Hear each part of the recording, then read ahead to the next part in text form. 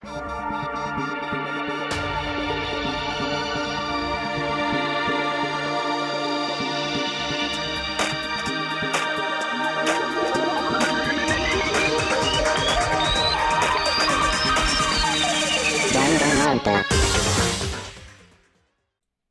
Okay, no. What the frick? Why am I having problems all of a sudden?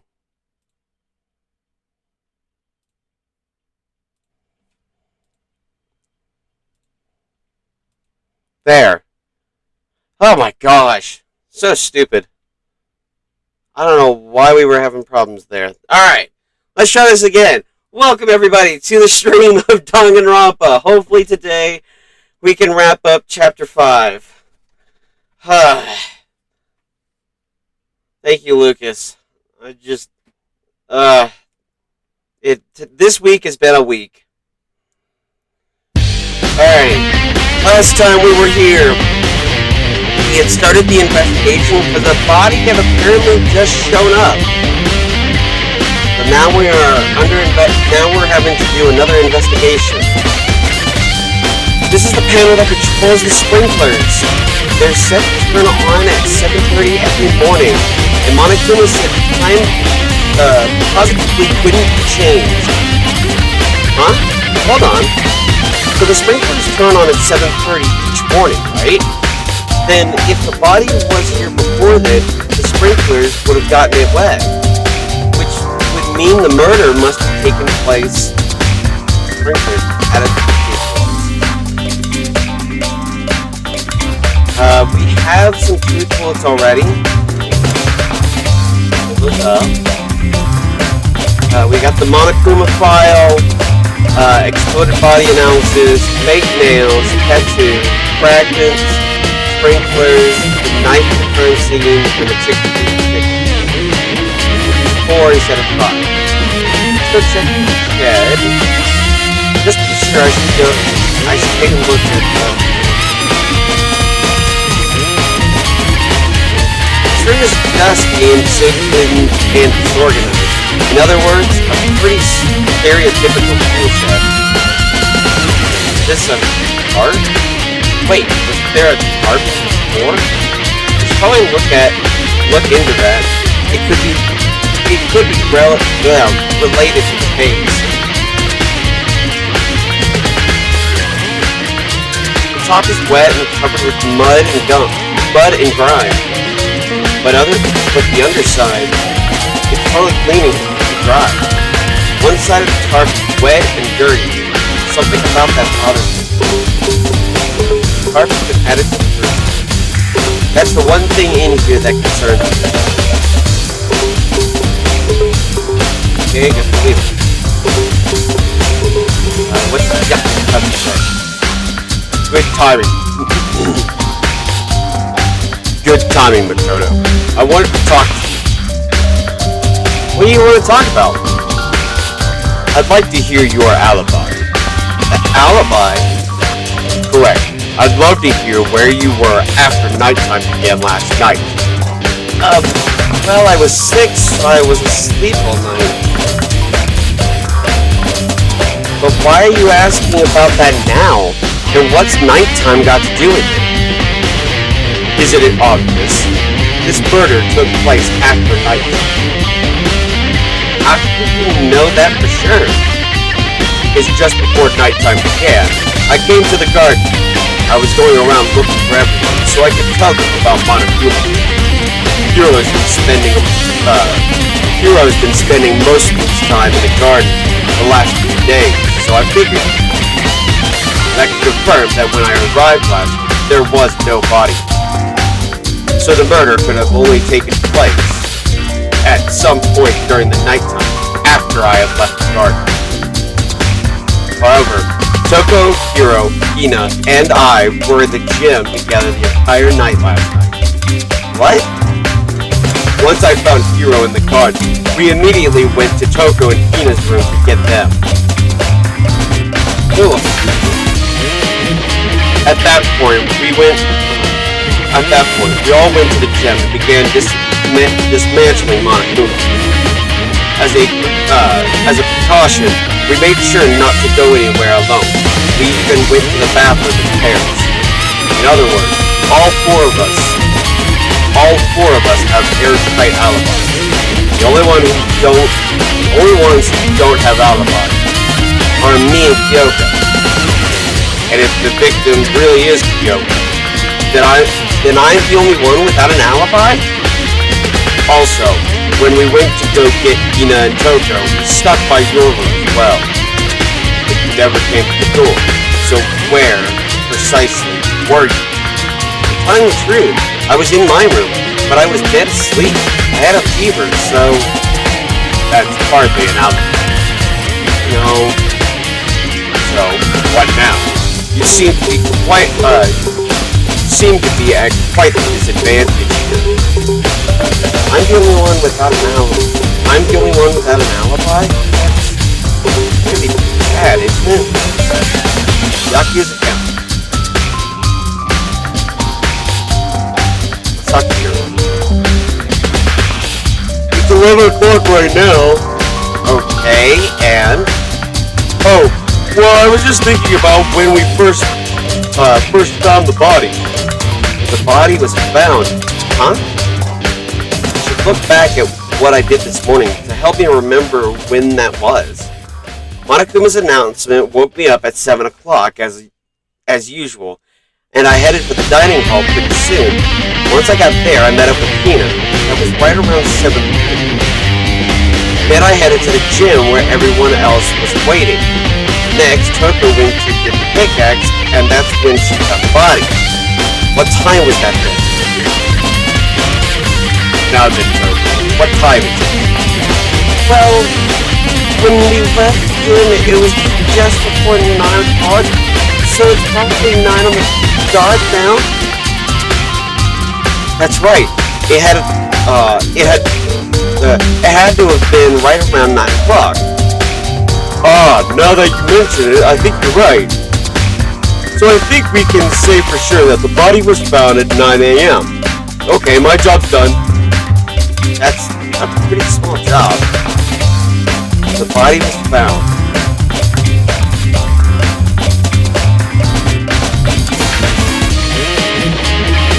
Okay, what about Toko? What's she have to say? So why does that body... Oh, no, excuse me. So, who does that body belong to? Wherever it is, I'm not gonna look. I don't want to think anymore. Listen, Makoto, do you remember how the body looked, before it blew up? If I remember right, it was wearing some kind of mask and a big white coat. Also, there was a knife sticking out of the stomach and the area around it was stained with blood. Apparently, the wound had stopped bleeding, but the blood on the body was still wet. Yaku told us not to touch it to avoid getting all bloody. But for how much blood there was on the body, I didn't see any on the ground around it. Oh, thanks! That was a big help. Now that you explained it, I totally remember how I looked. Well, having to talk about it like that helps me remember it a lot better too. So thank you too. Body before the explosion. I think I've checked everything I need to do in this area. I'm not done yet. There are other areas I need to check. Specifically, that fragment I found before. There's somewhere I need to go in order to confirm my suspicions. And I still need to find out more about Kyoko. Is that corpse really Kyoko? If that's true, was that also Kyoko who attacked me last night? If I could find out more about her, maybe I can answer that question. Kyoko was never the kind of person to talk about herself all that much.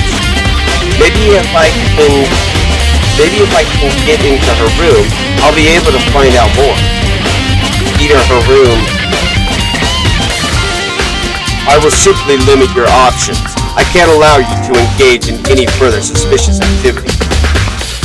Limit my options? me your room. Give me the key to your room. I don't have a choice. I have to see if he'll let me borrow her room. Alright, Byakuya. Hey, Byakuya? If you come up with an alibi, I'd be happy to hear it later. I'd be happy to hear it later at the class trial. Oh, no, that's not what I'm about. That's not it. It's not about that.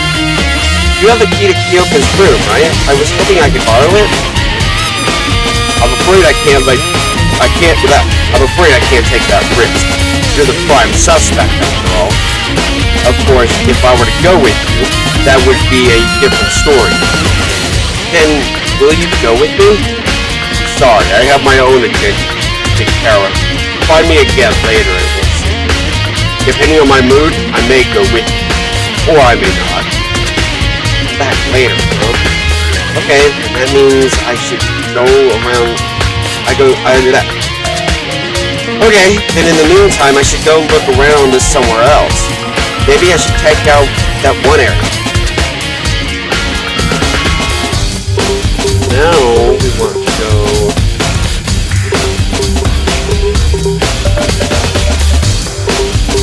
We want to go downstairs.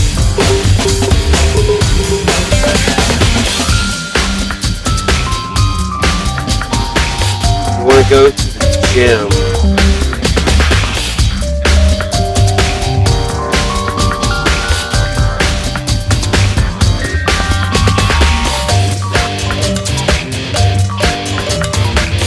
Question for you guys.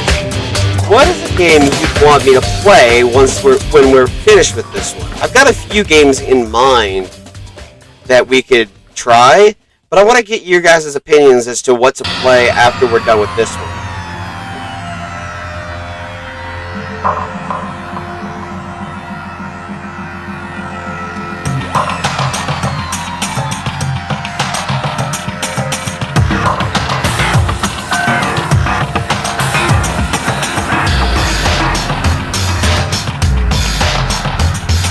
Monokuma's laying dismantled on the floor, but I figured it wouldn't be here. I just found something. What is it? It's what? A bomb. There's one installed into every Monokuma robot, I'm sure. A bomb? And that bomb went missing. There's no doubt about that. The fragments I found in the garden, fragments near the dead body. Okay, I've checked everything else I can think of. All that's left now is Kyoko's room. I should head back to the garden and ask Byakuya.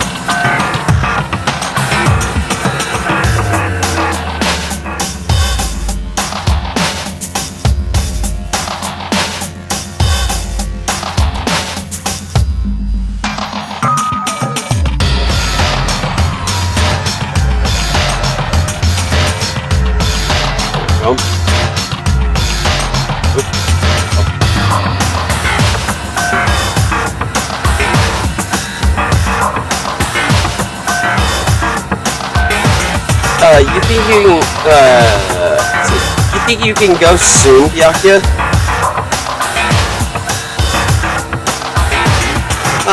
Thank you.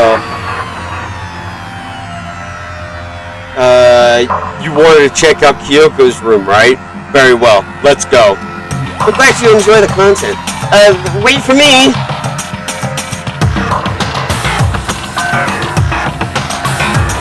Yeah.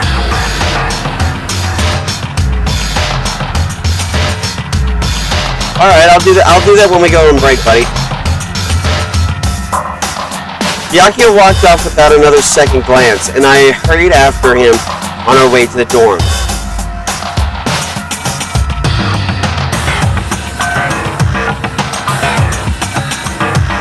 Well then, here we are.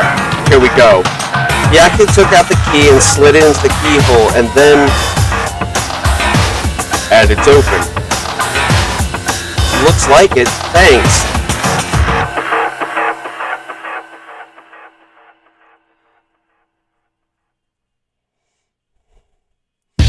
So this is Kyoko's room. Something on the table. It's a wooden block decoration? What's that? What purpose does it serve? I think it's probably a key. The lockers at those really traditional public bathhouses use them for their lockers. I wouldn't know. I've never gone to a public bathhouse. That doesn't really surprise me. It's hard to picture Byakuya doing something like that. But if it is a key, I think I might know what it unlocks. Really? What? Unless I'm mistaken. I'm pretty sure I saw something in the dojo that this might go to. Dojo? With black key. You wanted to come here, right? So what is it you're looking for? Nothing in particular. I just thought we might find some kind of clue here. A clue that might help us understand Kyoko. You can't be serious. That's why you made me take time out of my search to come here. Sorry. Regardless, if you plan on poking around at random, you're doomed no matter how much time you take.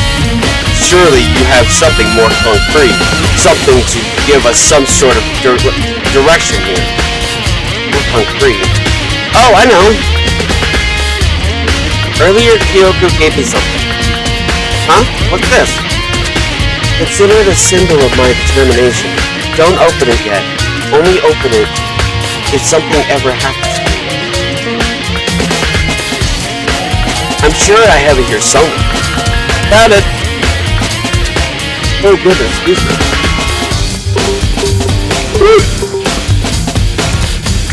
What's in the envelope? Kyoko gave it to me. She said if something ever happened, I should open it.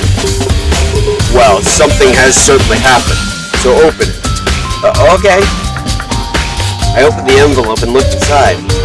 Inside was a single piece of paper. Under the sheets. That's all that was in there? Yeah, looks like it. Under the sheets. What could it be? Could something be hiding under the bed sheets? Part of me didn't expect to find anything, but as I lifted up the sheets... What's this? Found a crinkled up piece of paper. Class number 78, student registry. Mukuro Ikusawa? It appears to be Mukuro Ikusawa's profile. Yeah, looks like it. That's probably the other thing Kyoko stole when she snuck into the headmaster's room, along with the key. God, you're so annoying! Fine, I'll tell you! It was a key and boop! That's it! This must be the blank that Monokuma was talking about. Kyoko said that death without meaning was unappealing. Wait. Kyoko said a death without meaning was unappealing, and that is what she left behind. I don't have time for your sentimental indulgence. Hurry up and finish your search. Okay. In an effort to pull myself together, then look down at the profile sheet. Name, Mukuro Ikusawa. Sex, female. The ultimate soldier. Although small for her age, she was a military specialist trained in every weapon type imaginable. She showed an interest in the military from childhood and soon found herself completely absorbed in it. In elementary school, she won a survival game tournament and began writing for military magazines. Just before entering middle school, while she and her family were on vacation in Europe, she disappeared. The story of a young Japanese girl being kidnapped quickly took over Japanese media outlets. An intense international investigation turned up no information, and she was never found.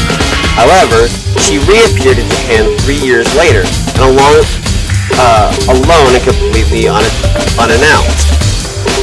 She revealed that she had joined a mercenary group known as Finrir for those 3 years. she insisted that she hadn't been kidnapped, that she'd received battle training of her own volition. However, she never revealed why she decided to return home when she did.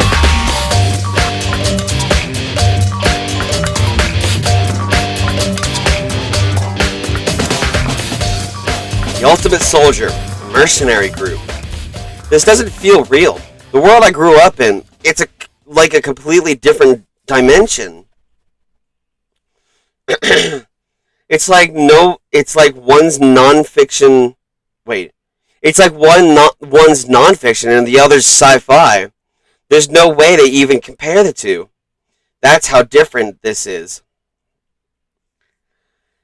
That was how I saw things as just an ordinary person. But then, I never imagined I would hear the name Fenrir in a place like this. Huh? You recognize it? The Fenrir Mercenary Corps. It's a collection of battle-crazed warmongers. But they do have their uses, and they always get the job done. That's worth remembering. This is all part of a world totally removed from the one I live in. I have to say, I'm intrigued. Every rumor I've heard says that Fenrir. Every rumor I've heard says that Fenrir has already. Whoa! I feel like our hero has become a bit player, and a bit player is becoming our hero. Oh, it's you. What are you at? What are you at? What have you got in your pretty little hand there? Uh-oh, you found her profile. So what if I did? Don't freak out on me. I'm not going to hold it against you or anything. And in case you're wondering, I don't hold it against Kyoko either, even though she stole it and hid it. After all, there's no rules against stealing, is there? But who I can't forgive is Miss Ogami, who broke the rules and busted into the headmaster's room. Maybe I'll drag her corpse out here and slice it up and devour it. There's our omnivores, you know. Are rule violations really so unforgivable?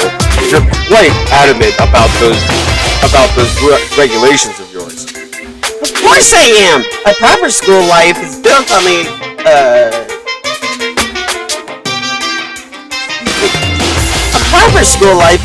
the dedication to organization and order. Which is why even I, as the school headmaster, have to follow the regulations myself. Oh, so you're saying you have to follow your own rules as well? Absolutely! I can't have you complaining about how unfair it all is, now can I? In fact, on the subject of fairness, would you like to know something interesting? Interesting? It's about the one fighting all the rules. They're actually one of the participants in this little killing game. I don't think I ever actually told you how many participants there actually were, did I? I was thinking I should probably clarify that. When you all first got together in the main hall way back when, there were 15 people there, right? I think that first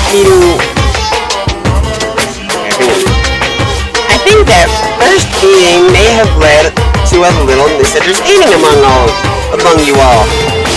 A misunderstanding? Are you saying? That's right. There weren't actually 15 of you. The total number of students taking part in this killing game was actually 16. 16? Then.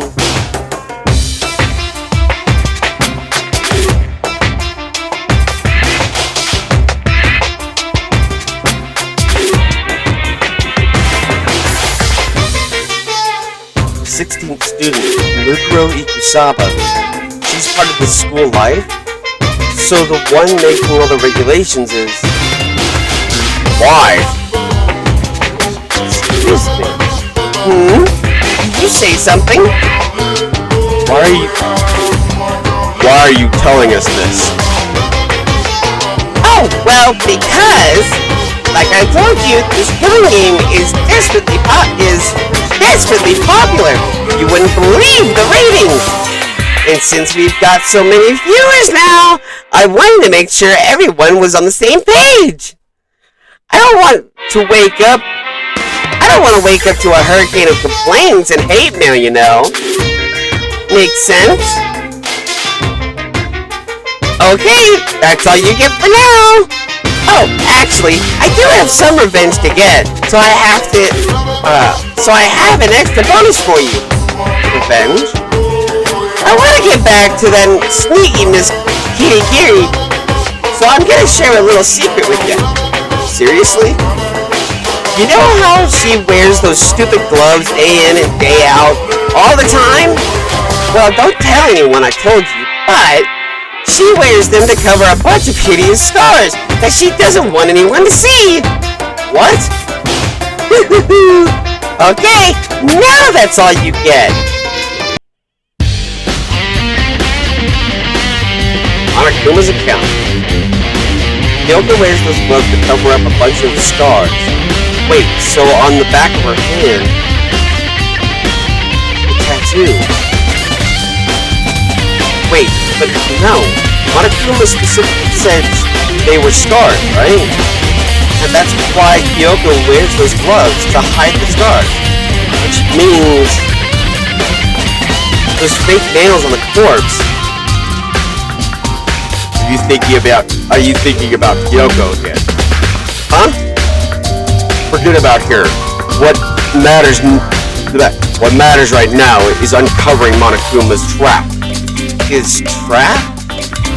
God must really hate. Oh my God!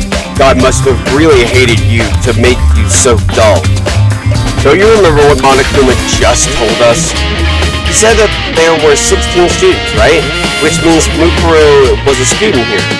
Obviously, Monokuma was trying to tell us that Mukuro is the one creating the rules to this game. But why would he tell us that? And why now? He said he wanted to make things clear so there wouldn't be any complaints later. But the mere fact that he said that proves that Mukuro is connected to this case.